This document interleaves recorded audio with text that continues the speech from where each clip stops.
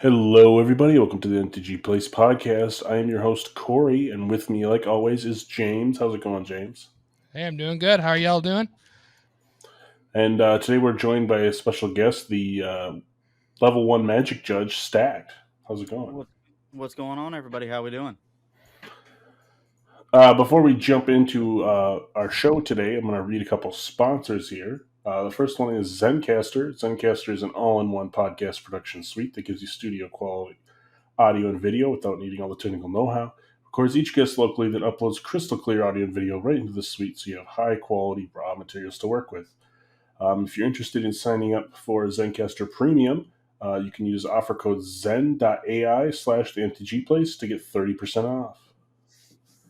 Second sponsor is we have a TCG Player affiliate link. We know you're going to buy Magic cards anyway, so you might as well click our link in the show notes. Also can be found on our website, mtgplace.net. And by going over there, it just lets them know that we sent you, and then when you check out, it helps us support us. And lastly, the final way you can support us is with Patreon. If you sign up over there, we have different membership offers as low as $1, and that goes directly to support our content.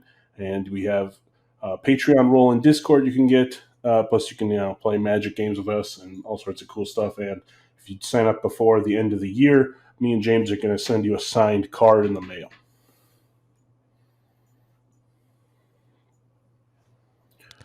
Yes, indeed. All right. On to some Magic news here. The Arena Open is going to be Cube this weekend. Hell yeah! So who doesn't like some Cube? Yeah, Cube draft on Arena. Cube draft is best draft, so yeah. I don't know if there's been a major Cube event since like the early 2000s. Like one of the first like pro tours was like a vintage Cube draft. Yeah, the only time I've ever done Cube was just like at your house. I've never been to a Cube event myself, so I can't say one way or the other. Yeah. So and granted, like we always would just have it proxied too, because we don't own like Power 9 and stuff, so we're not that rich. Yet. Yeah, yet. And then also on Arena, the Alchemy Brothers War is coming out.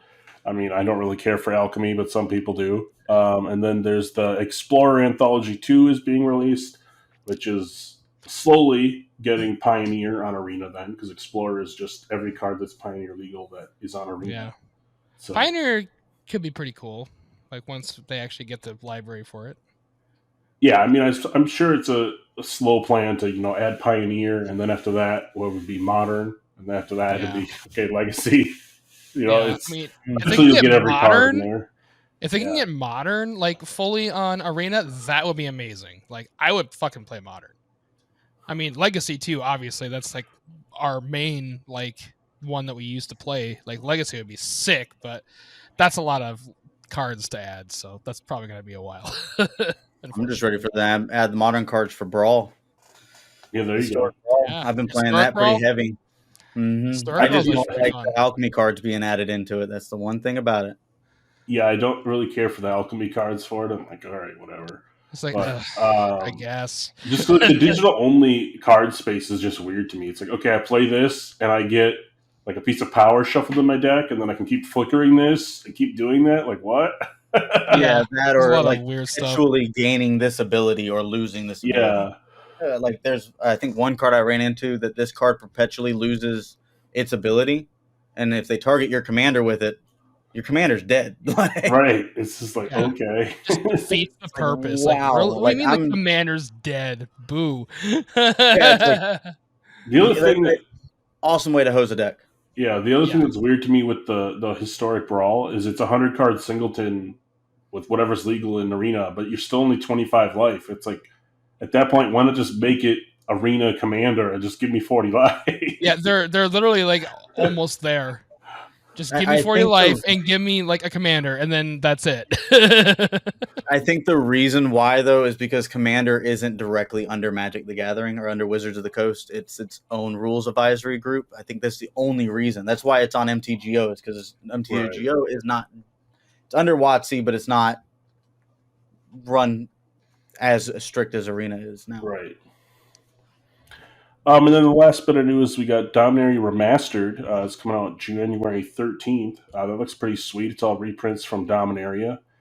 Some spoiled Mhm. ones so far are Lyra Dawnbringer, Mystical Tutor, Mystic Remora, No Mercy, World Gorger Dragon, Birds of Paradise, Exploration, Worldly Tutor, Gauntlet of Power, Legacy Weapon, Urza's Incubator, Dark Depths, Maze of Ith, Force of Will, Vampire Tutor, Sylvan Libraries. Those are all some sweet commander cards. You're Is be it going to be all reprinted. the tutors then, or is it Yes. just those ones? Okay, So far, I've seen Vampiric, Enlightened, Worldly, the blue one, Mystic. Worldly, yeah. So I think they're all in there. That's And basically all of Gamble's in them. there too. So Yeah.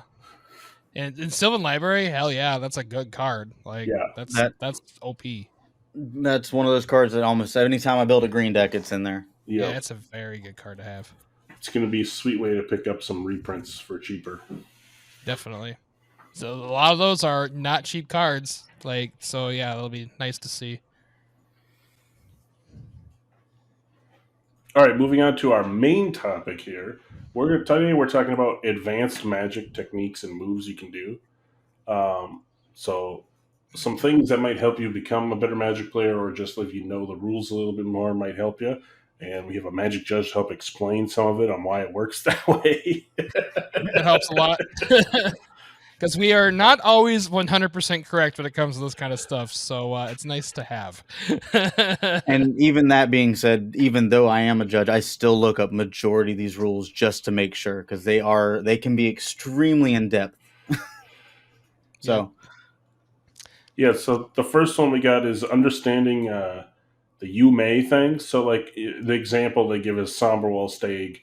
When it enters, you may have it fight target creature you don't control, whereas Prey Upon says target creature you control fights creature you don't control. So therefore, if you played like Prey Upon, they could then buff their creature, and then yours is going to die, theirs isn't. But if you played the Stag, and then in response to the trigger, it's going to fight, they buff their creature, you can then choose not to fight because it's a May ability. You can just decline to do so. Yep. May ability, but the other thing about May abilities is because it's optional and it's something that you want to do and you forget to do the trigger, you're out of luck. So that's something to keep in mind with that. A real good example of that is the difference between Soul Warden and what was the other one? It was like Essence Warden. Yeah, is it Essence? No, that's just the green one. There's two. There's Soul Warden, and then there's a card just like Soul Warden, but it's May instead of you gain a life each time a creature comes into play. I can't remember what the other one's called, but yeah, that burned a lot of people because it's really easy to forget.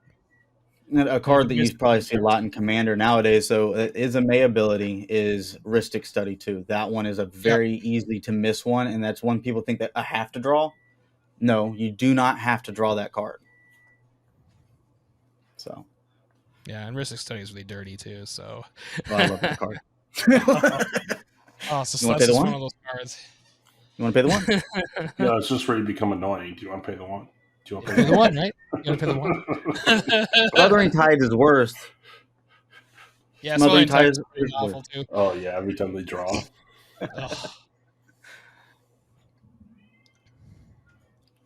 Another one here is knowing when to respond to enter the battlefield triggers. So say I play a vanilla creature, like a 1/1, I can only respond to the cast trigger. I can't respond to that entering the battlefield. But if I play a creature with a triggered ability when it enters the battlefield, I can then respond, so the other player can respond to that. So Correct. It's kind of weird. So if I have a ETB that this is gonna I don't know, destroy whatever. Well, okay, I can still blow up your creature then versus letting you play it, not responding at all. Correct. So this one, I'm going to go ahead and give you the rule spot on it. It's 405 is the entire rule on the stack. That's going to be the best place to get this rule. And basically rule 405.1, this is kind of what directly involves that. When a spell is cast, the physical card is put on the stack. And you can also look at rule 601.2 which kind of explains the card itself on the stack. And when an ability activated or triggered it goes on the stack without the card associated to it. And that's where that double response time comes into play. That's falls under that passive priority. So if I cast a spell, let's say I cast, I have, what's the little green 2-drop that came out in the life gaining one that enters with the one that enters that gives you a treasure token. Oh, I know what you're talking about though. Jewel Thief or whatever. Oh well, we'll use Jewel Thief. Works, yeah. So whenever you cast Jewel Thief, so before it enters the battlefield, it's going to go in this imaginary zone that's called the stack. Your opponents, depending on what format you're playing, have a chance to respond to the card before it enters the battlefield. Now, once it enters the battlefield, it's going to have its ability go on the stack separate from the card itself. So if someone wants to counter the ability or destroy the creature, they can. So that's two different instances where priority wraps around the table from one card entering the battlefield. But with the Jewel Thief, it gives you a treasure token. Even if they blow up the creature, you're still getting that treasure token. So because they're only affecting the creature, not the effect that's on the stack. So to stop them from getting the treasure token, you would actually have to counter that. And there's only a handful of cards in Magic still that only counter abilities. Sublime Epiphany being one of them. Yeah, or Stifle. Yeah, Stifle's the old one. Sublime Epiphany is the broken one. Get 6 different effects off 1 6-drop. That's pretty good. Mm-hmm. So this next one is one that actually might help you a lot when it does come up. It doesn't come up very often, but when it does, it would help you a lot because not a lot of people know you can do this. But you can overkill something. So say I have a 6/6 and you have 3 devil tokens that when they die, they deal 1 damage. Well, you're going to triple block my 6/6, hoping that I kill them all, and then you're going to deal 3 damage to my 6/6 and kill it. I can technically deal all the damage to just 1 token if I want, so only the 1 dies, and then the other 2 live, which would save my 6/6 then. Correct. That's one of those rules that Arena. If you go into Arena and if you're playing on Arena, you can set up the rules where you can designate your damage under your controls. But most people don't because it does a lot of the cheat through for you. But whenever you're in combat, this is why everyone says combat's the most complicated step in Magic. You have declare attackers. They declare their attackers. You have your declare blocker step. You declare your blockers. You put all 3 of them on there. Now, the active player or the player attacking can designate what order the creatures are dealt the damage and how much damage is dealt to them. So even if you wanted to, you could do 3 to one, 3 to the other. You're still going to have your creature live. You're going to take out 2 of them. You're not actually going to lose your creature. They still only have 1 devil left. You can assign it however you want, or you can do 5 and 1. You can assign that, but you have to declare it before damage is dealt. Like you have to specify what's going on before damage is dealt, so they're not thinking that's what's going to go on, because we tend to shortcut that step a little bit. Yep. And that ruling, just for face value, this is the closest I could find to it. I'm sure there's another one that's a little better, but I could not find it in the short time I had to look. Was excess damage was under rules 204.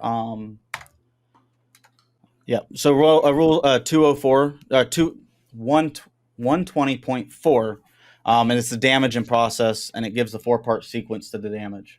Another one also is any kind of ruling over how turns and phases go into effect. Yeah, and turns and phases, honestly. So when back when I used to play Legacy a lot, I used to play Death and Taxes, and I still do. I still have the deck. I just haven't played it in a while. That was a huge pet peeve of mine, was when people would try to glaze over phase endings, and because the whole point of Death and Taxes is to respond to their upkeep so that you can tap down their lands with port or something, and they'd always try to glaze over that into their untap something like, and they'll be like, oh, you didn't say anything. It's like, no, you gotta mention your phases. Like, if you don't mention your phases, I can't respond. And it was really annoying. Mm-hmm. That happened And a few times. that's one thing as a courtesy I recommend a lot of Magic players do is whenever they go into their turns, they like the beginning of the upkeep saves. It's like, okay, untap, upkeep, draw. And I recommend people saying that. Even if they're experienced, I recommend saying it just so that your opponents have the opportunity to respond in effect to anything. And that's the same thing with combat. I do recommend, okay, I'm going into combat. Yep. Okay, I'm declaring blockers. These are my, or I'm declaring attackers. These are what I'm attacking with. Okay, Yeah, these are my blockers. I always go untap, upkeep, draw, untap, up, or like entering combat. Like, that's just good stuff to do because you Almost never know. make it a mantra. It just makes the game a little bit smoother for everyone, and it doesn't feel like someone's getting cut or cheated, and you don't have to do a lot of rewinding. Yeah, because that's always the worst. To do that. One way you can kind of combat that a little bit if they just go, okay, they just draw, right? As soon as they draw, you could say, wait, on your upkeep, I do this. Like, and that is on the other player's side too. Because then it's on the other player, like, hey, you skipped your upkeep, I can just do stuff here. So yeah, and that's also another part of the ruling too. Is technically both players are responsible for the board state, no matter what turn it is. So that is something that both players are responsible to make sure that they are in knowledge of what step and phases they're in. Yep. Next little advanced thing we got here is double strike doubles your combat deal damage triggers. So like Blood Mage Vampire, if you give that double strike, when it deals damage to a player, you put a 1/1 counter on it, you would actually get a 1/1 counter on it twice. Correct. And this, again, falls back into that combat step being complicated. And once you add first strike and double strike in there, you have 2 damage steps at this point in time. So in a traditional round of combat, it's just damage is dealt all at once. But whenever you get double strike in there, you have a pre-damage step. I'm going to say pre-damage step. That's not exactly how it's described, but I'm going to say pre-damage step or a first damage step where the creature comes in and charges first, deals damage, and then you go into a second step that will deal the second round of damage. So like one of my favorite cards came out with Zendikar is the Angel of Destiny, where she's double strike. She's a 2/4, and it says whenever you deal damage, your opponent gains, you and your opponent gain that much life. You're actually going to gain that twice. And if you have lifelink or any other effects, you're going to gain that twice. Yep. So it's a very fun mechanic to look at, especially if you're dealing a lot of combat. Yep. Double strike. A lot of people just think, I just deal, double the damage on like the power. It's like, no, there's a lot more to it than that. Yeah. And with double strike, that one actually, I think I have the ruling here is 510.4. 510.4 goes into depth on double strike and first strike whenever it comes to like attacking and blocking and what goes on with all that kind of stuff and priority and timing and damage and stuff like that. So if you want to look up that rule, 510.4, which you'll hear that number again later. Yeah, and then what kind of goes into that is the first strike can beat Death Touch. It could be a way to beat it because like double strike, same kind of thing. First strike, it hits first, right? So the Death Touch doesn't even get a chance to hit them. Correct. The only way it would be able to deal damage is if their toughness happens to be higher than the original damage that was dealt. Yeah. But that's honestly why a lot of like first strike or even double strike creatures have like lower toughness, because a lot of times it doesn't matter because they don't get hit anyway. Exactly. But yeah, so like he was saying, but I lost track of what I was going to say, so we'll just leave that part out. Yeah, and then the next one is the fact that you can sacrifice in response after blocks are declared. So, like, if someone has a 1/3/4 life, like you can block, and then if it has a sacrifice ability to like search for a land, like Sakura Tribe Elder or something, you can block, and then before damage, sack that so that the creature's still blocked, but they're not going to gain any life because there's no creature for it to deal damage to. Yep. Correct. And that one, that ruling is actually going to be 120.3F. So basically what's happening is you've went past the point of declare blockers. Again, we're dealing with a lot of combat step here. So you've walked past the point of blockers. They've assigned the damage. Well, you have a priority passing before damage is dealt. So you declare your blockers, they assign the damage, and then you press priority before damage is dealt. And that includes first strike damage and double strike damage, where you can go, hey, before damage is dealt, I'm going to sacrifice X creature to Ashnod's altar or something other effect. To remove it, and then that creature, now it's assigned to attack this creature that's no longer existing. It was a legal target at the time. Now it's no longer a legal target, but the card still is going to affect that way. The only time that damage would still be able to continue is if it happens to have trample, because it was still trample through. Not a common combo, but it does happen. Yep. Yeah, and then the next one here is just basically as a defending player, you basically should know when you, like, basically, if you do what we're saying and announce through your steps, you're not going to give away excess information then. No. Because you're going to only say what you need to say at each specific step time. Versus, like, if I, cheat, right, and go, okay, I'm attacking you with everything. And then, and so I skip the enter combat phase, I skip the whatever. It's like, well, at the beginning of combat, they technically could blow up my stuff, or they could tap down my creatures. Mm-hmm. So if I skip ahead, they can immediately go wait at combat and tap down the two. They can kind of time walk backwards if they need to and do what they need to, because I didn't give them the opportunity to do that.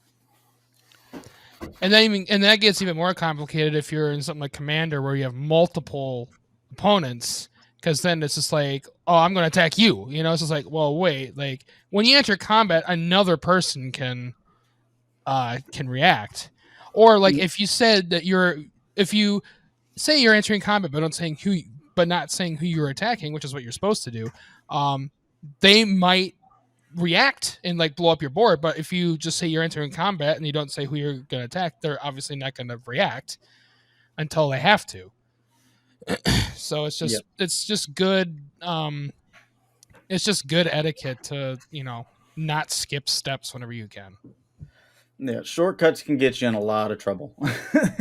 I've made that mistake a couple times just playing. I've learned that the hard way as well from a lot of years of playing. I'm going to swing with everything. Oh, before you do that, I'm going to play Cyclonic Rift. Yeah, it's like, oh, wow, okay. I had the game, man. Which Cyclonic Rift is a bad example because I could play that before damage is dealt. Anyways, but that was my example. Yeah. And then the last little tip thing on this about the combat is basically it's just saying that you should remove an attacker at the last possible chance, not necessarily, so give them a chance to waste their pump spells. So like if you're like, okay, so remove it before damage, you can wait that long versus removing it as soon as they attack. Mm-hmm. Obviously, if it has an attack trigger or something, you'd want to remove it, on the entering combat. But yeah, just because they might be like, okay, you assign no blocks, okay, before damage, I'll kill it. Yeah. Instead of, because they might go, oh, you assign no blocks, so they pump it. Yeah, it's like, okay, here, +10/+10. You take 15 damage. and another thing you also want to watch out for in that regard too is because you got to keep in mind with Kamigawa being re-released, there's a lot of ninjutsu effects. So they may swing in and then nasty, and they could ninjutsu in a card that you don't want to touch you, and you can respond to that ninjutsu. Right. So that is another effect. That's kind of why you want to keep your choices close. Yeah.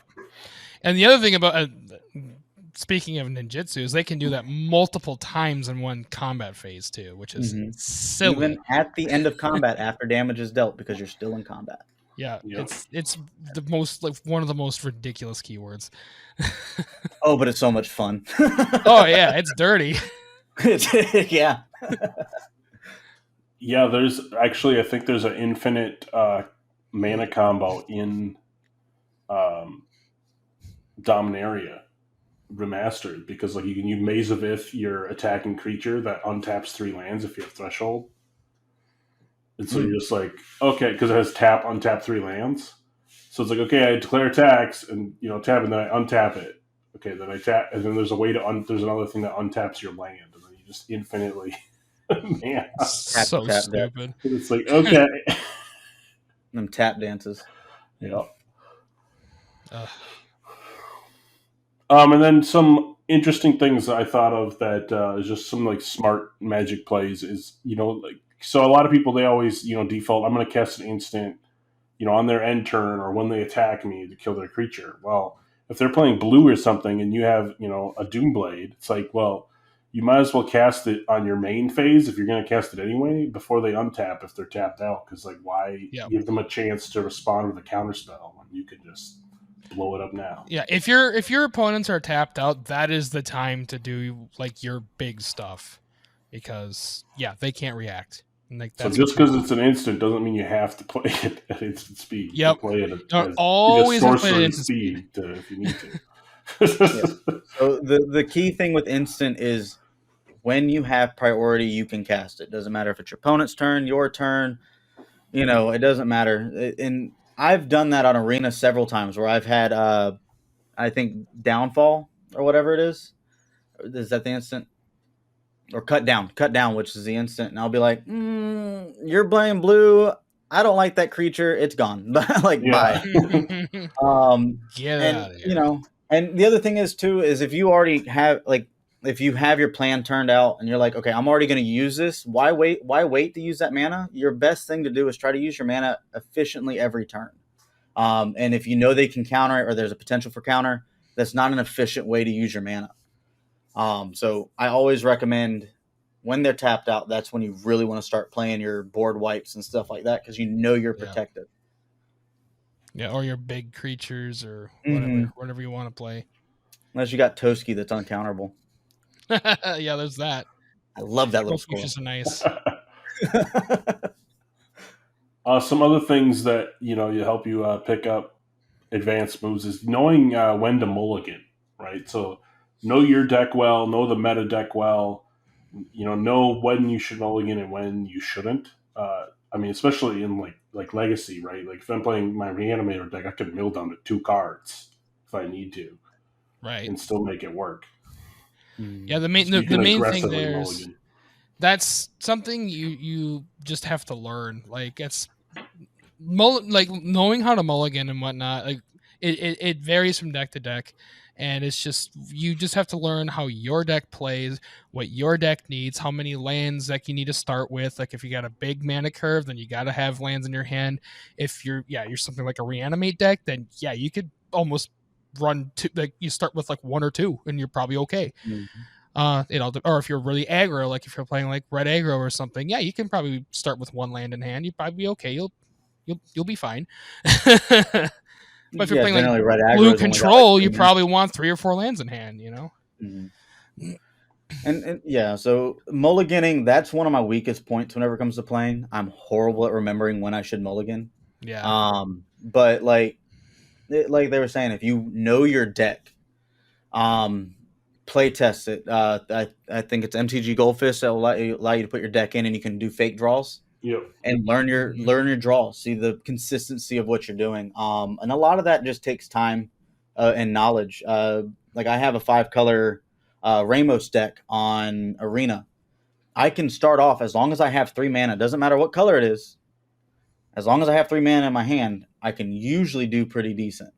But like my Yorok deck, which is three colors, I can start with 2 mana as long as I have a blue and a black to start. I'm ready to roll. Yep. So, and that's all based on that. And also you want to make sure that your mulligan hand or your hand that you have in my opinion, and this is opinionated, at the latest turn to do something, I recommend is turn 2 or 3. You want to be able to do something at that turn at the latest, because chances are your opponent's already going to be playing, especially if you're playing one of the older styles of formats like Legacy, Historic, Commander. They might already have like a Soul Ring or Arcane Signet, and so now they're ramped out and you're stuck on 2 mana and you haven't done anything. You're stuck on 3 mana and haven't done anything. So definitely try to make sure your hand has a curve in it as well. The number of times I've been stuck at like 2 mana or something like that is like the most demoralizing thing ever. It's just like, oh my god. My computer screen has heard more angry conversations because of that. It's like I'll be sitting with my deck and I have like my commander out with nothing, and meanwhile, like Corey's got a fucking gigantic thing out. Someone's got Blightsteel out already. Someone else has like an army of like dragons or something. I'm just sitting here like with nothing. I'm just like, oh, this is awesome.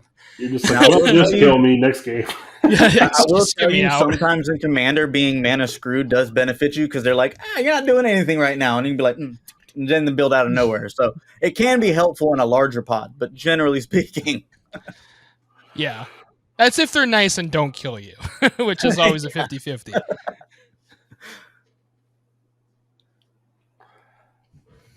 Yeah, and then another thing I got down is, especially for like limited here, is just knowing card advantage. You always want to try and get a 2-for-1 on your cards or a 1-for-1.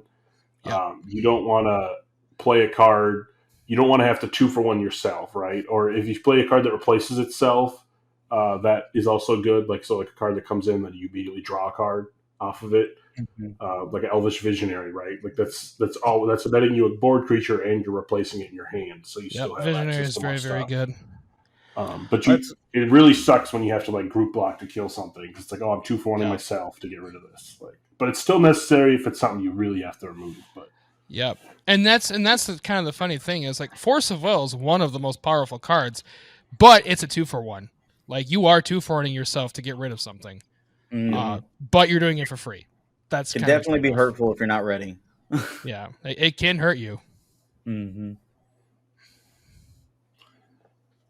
then the thing here is what Stacked was saying before the show here is if you ever have two rules out at the same time, one that says you can't do something and one that says you can, the can't always supersedes that. Correct. So my example is Azusa, Lost But Seeking. Her ability says you can play 2 lands per turn, or 2 more lands per turn. And I can't think of the counter card to her, but if the counter card's on the battlefield that says you can't play more than 1 land per turn, the can't is always going to be what you follow. Even if Azusa hit the battlefield second, time stamping does not matter at that point. You're looking at static abilities and effects. Yep. That's one way to turn off Azusa decks, the landfall decks, is definitely get them to where they can't play more than 1 land per turn. So, and that's a little caveat there. Cut off landfall. Yeah, that can go crazy quick if you're not careful. So, yeah, it's good to know. So, all right, well, that's all I got for today. You guys have any last thoughts or anything you want to chime in with? I think the biggest thing is Magic is like I think I'm sure I've said this before, is a game that's fairly easy to wrap your head around, like when you're first learning like the mechanics and stuff, but it's hard to master all of the like how all the rules work together, how the stack works, how like it's a very complex game, and it's just you just have to play. Like, don't get frustrated if you're new and you're like trying to figure it out. Like, you just gotta just keep playing, and you will eventually figure it out. It's just a lot of like trial and error and a lot of like it's just learning experiences. Like that's how we all get here, is years of messing up combos and messing up how cards work and all that stuff. Yeah, the more you lose, the better you get. Yeah, exactly. Yeah, this is one of the few games where losing actually benefits you, because you can go, well, how did I lose? Well, that effect killed me. Okay, cool. So now I know what to look for next time. Yep. And one other thing I do recommend, even if you're not a judge, there's an app that I use. It's called MTG Judge Core V2. That's how it's called on Samsung. I think it's called a little bit different, or on Android. I think it's called a little bit different on Google Play, but you should be able to search that and find it. And it gives you a search for every rule, every keyword, every evergreen word, how steps and phases works. It breaks everything down to a detail, and you can search for it exactly. So like for enter the battlefield, you just search triggers and you look for the one that says enter the battlefield. You can figure out those rules and how those rules are exactly broken down. Another thing is The Gatherer is a good website to use for like specific card rulings. There was that one that came out with Crimson Vow, the blood token dude that got errated.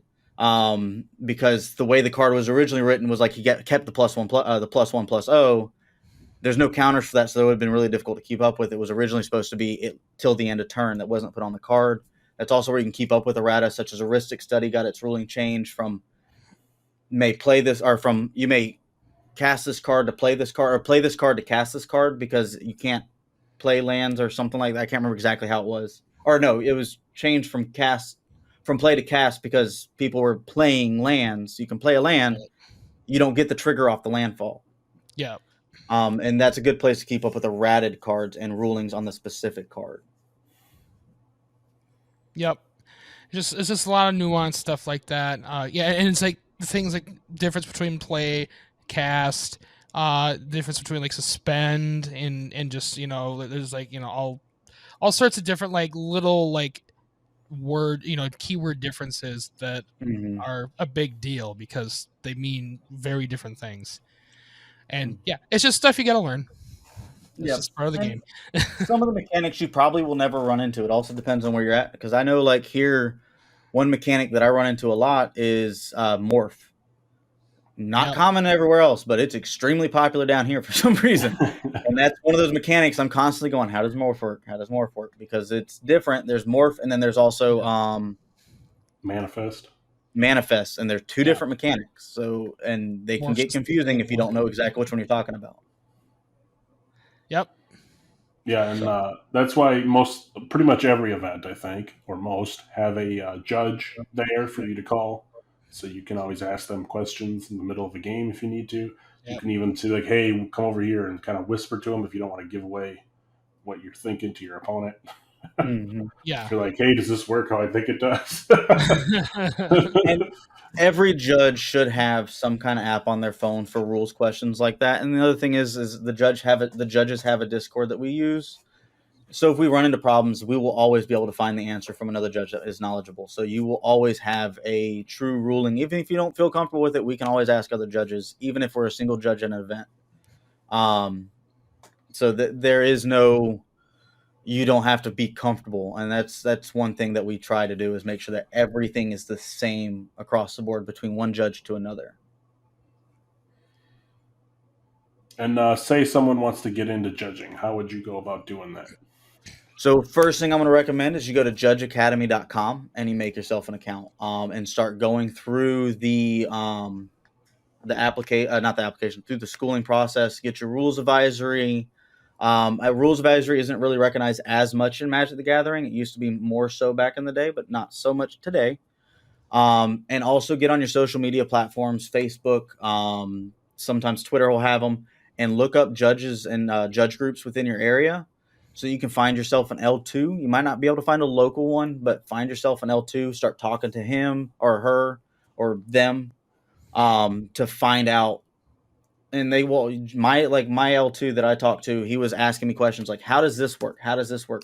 Because they have to sponsor you to get to be able to take the final exam to get your L1. So the earlier you can start finding yourself an L2 and get comfortable with them, the better. Yep. It's like a mentorship thing, basically. Do what?